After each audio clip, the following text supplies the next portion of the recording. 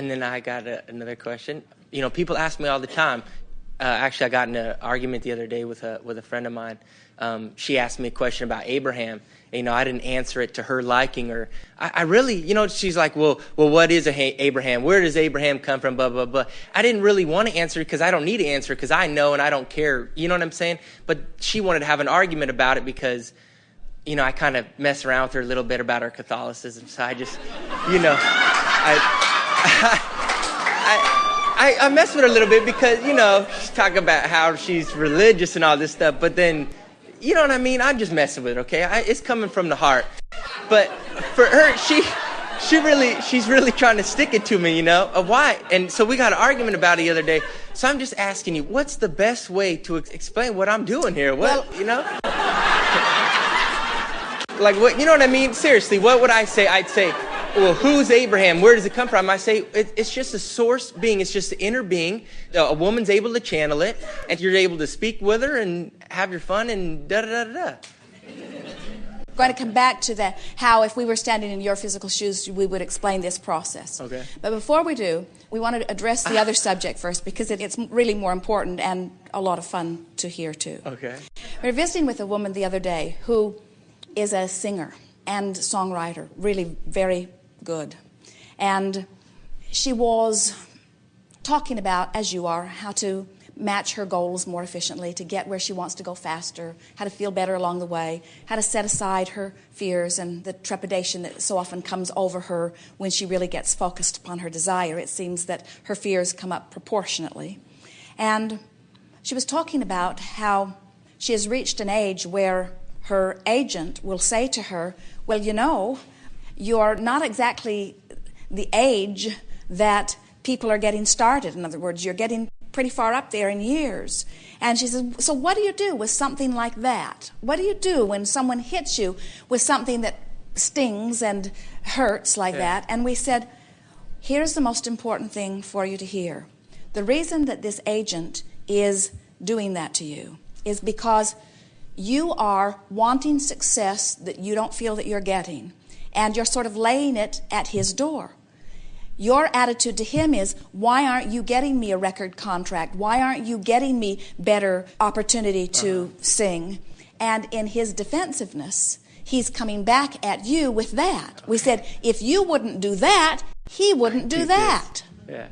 And that's what we're wanting to say to you. If you wouldn't do that, she wouldn't do that. In other words, you're messing with her, she's messing right back. In other words, you said, no, I was light and easy. I'm just toying with her, and she jabbed back at me really, really hard. And we say, well, you know, when you make someone defensive, don't be surprised when they defend themselves. Yeah. And then when you make someone defensive and they defend themselves, and then you defend yourself, and then before long you've got the Middle East. Yeah. In other words, it's not anything that is different from that. So what we would say to anyone is, first of all, I'm understanding that there are many roads that lead to fulfillment and well-being. And anybody that's on any path that's working for them, I am for it. If someone is living a joyful life experience and they are tapped in and flowing source energy and feeling good in the moment, people are not running around trying to tell them how to make their life better. Yeah. What causes you to want to tell her how to make her life better is she's complaining about how her life is going. In other words, she's unhappy with this or with that. And you, as a born teacher, take that as a request for information. That's part of it. And so Esther has noticed that the other day, she was in a mode that was less than connected, and she was sort of complaining about something. And as Jerry began offering solutions, his solutions felt antagonistic to her. And then, in light of what we've been talking about here today, she stopped and thought, but if I hadn't said that, he wouldn't have said that. Which made her realize that she has total control of every relationship that she has. As you become aware that people are responding to you, just as you are responding to them, and then one of you, and it will be you, stops and says, wait a minute, I can control what I put out, therefore I can control what I get back. And we're not just talking about no longer messing with her. We're talking about thinking the best thoughts about her. We promise you that when you line up your energy so that you are in your virtual reality practicing the very best feeling thoughts about her, you will evoke only the very best feeling words from her. And any of you who are getting anything from anybody that is not to your liking, it is your doing, no exception. Okay. No exception. We know it's easier to make it their doing to a point. But then after a while, you feel out of control in your life. Oh, they're doing this, and they're doing this, and they're doing this, and they're doing this. And you can't control what they do. You can control what you do. And with far less practice than you think. Oh, the way relationships begin to evolve. And so what we would do, the way we would approach or try to explain from your connected state of being, first of all, that's the rule of thumb. Tell her everything that you can tell her that she's willing to listen to as long as you're tuned in, tapped in, turned on. Okay. And if you're not, don't open your mouth. Okay. And when you are tuned in, tapped in, turned on, the kinds of things that come out of you are things like, everybody has their own special path, and there are a lot of different ways. I believe that there are so many ways that lead to enlightenment and fulfillment, and this is just something that at least for now is feeling pretty good to me. I don't have any big stake in it. I'm not trying to convince others. There's no movement or no following. This is just something that is feeling good to me, and just leave it light like that. Okay. And if they're wanting more, they will ask more in specifics. Nothing is more uncomfortable to someone than to have somebody answer a question that they haven't asked. When Esther's driving and she doesn't know the way, and she will say, which way should I go? And Jerry offers it. Oh, it is sweet music to her ears. But when he tells her where to go and she hasn't asked, it's sort of like, I knew that. Did you think I didn't know that? And his problem is he doesn't know if she knows. In other words, he's just trying to avoid another U-turn in the big rig. You all find your way. In other words, when you get into this place of feeling good, then you have this dance with people that is life-giving. Yeah. Yes. Okay. And that you practice in your virtual reality. Okay. So in this situation, if this is a person who is important to you, one day we were talking to some friends about visualization, about creating a sort of virtual reality, which would then conjure a vibration. And this person said, well, I'm not very good at that because I cannot imagine. And we said, can you remember? And this person said, well, yes, I guess. And we said, do you remember where you live? Do you remember where you parked your car? Do you remember how the furniture is arranged in your living room? Do you know where you keep your wallet when you are living at home? And of course, all of those images came to his mind, and we said, you can imagine, because none of that is here right now in this moment, and yet images are coming forth in your mind, so you know how to imagine.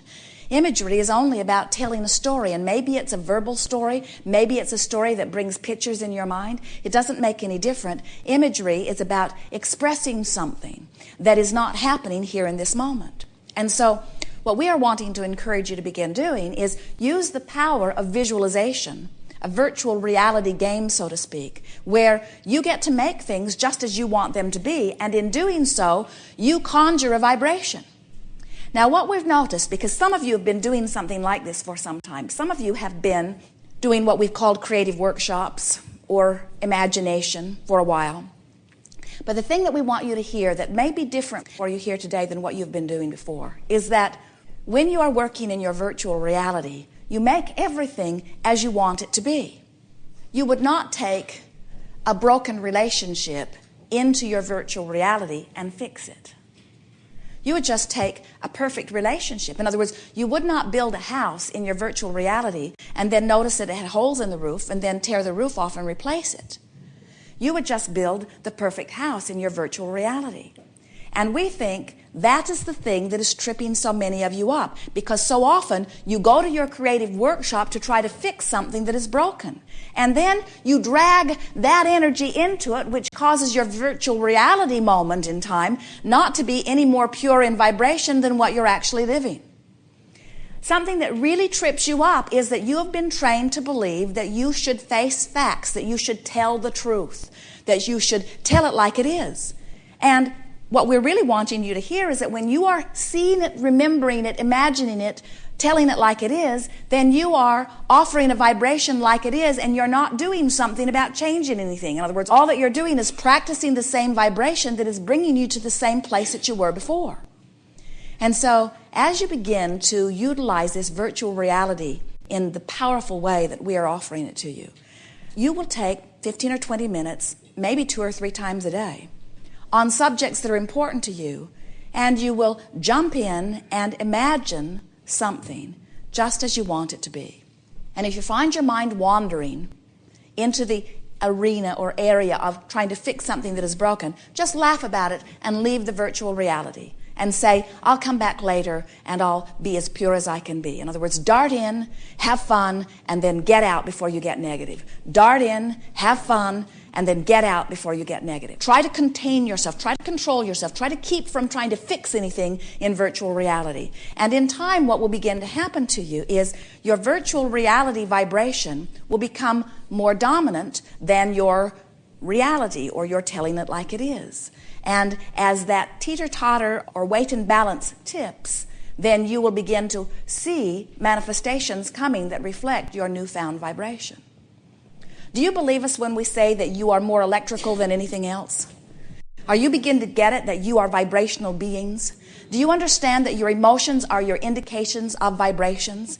And can you not just really feel that if you could get into a virtual reality where you conjure some images that really thrill you, that this is practicing a different vibration than you might have been practicing before? And can you get it that with a little bit of concentrated practice, that you could activate a vibration within you that's different than anything that's been there before? And then can you see how your life can change? We want you to hear anything that you want. There is nothing off limit. Anything that you want. All you got to do is conjure it until the conjured image dominates your vibration. And when the conjured image that pleases you dominates your vibration, everything in the universe will shift. Everything will shift in order to help you to achieve the manifestation of this that you've conjured. It is law. It absolutely has to be. In fact, it is being in every moment of your experience. Everything that you are living is the perfect reflection of your vibrational countenance. So the only reason that we're even talking about it at all with you here today is because we think you're like our friend who in the 2nd grade or the 1st grade or yesterday or somewhere along your trail had something happen to you that caused a knee-jerk reaction response from you that you've begun to talk about, that you've continued to talk about, that has caused you to offer a vibration so that you're holding yourself in places that maybe you want to be. There's a lot of that going on, and maybe you don't want so much to be. So when we talk about cleaning up your vibration, what we're really saying is get into the mode of practicing so much thoughts that feel good that they dominate. It is not a difficult thing to do, but it does take some practice. You've been practicing the other, in most cases, without knowing that you're doing it. This will be so much faster. In other words, if you've been practicing a thought of vulnerability or insignificance, or inappropriateness, or unworthiness for a period of time, 20, 30, 40, 50 years. In a month or two, you can shift that vibration entirely by saying, inner being, I know you're in there, and I'm going to align to you. So what does that mean in practical terms? I'm going to feel good. That's all it means. Because if you feel less than good, you're not aligned to who you really are. When you're angry, you're misaligned. When you're fearful, you're misaligned. When you're fretful, when you're tense, when you're grouchy, when you're defensive, when you're blameful, when you're guilty, you're misaligned. You're not who you are. So that negative emotion is such a gift because it says it's all right that you're not aligned. Because the source energy that is I will never stop flowing to you. And there's no risk that you're misaligned because you can never get out of the range of source energy. But it is unnatural that you feel this way. It is natural that you feel buoyant. It's natural that you feel eager. It's natural that you feel good. It's natural that you feel love. It's natural that you feel abundance of all things that you consider to be good. We are eager to visit with you about anything that is important to you. It is our expectation that together, this group of deliberate creators will take thought into places that it has not been before. We know that we will find new corners of the universe to express and delight one another. So be easy about this. Sometimes someone else will ask your question better than you will.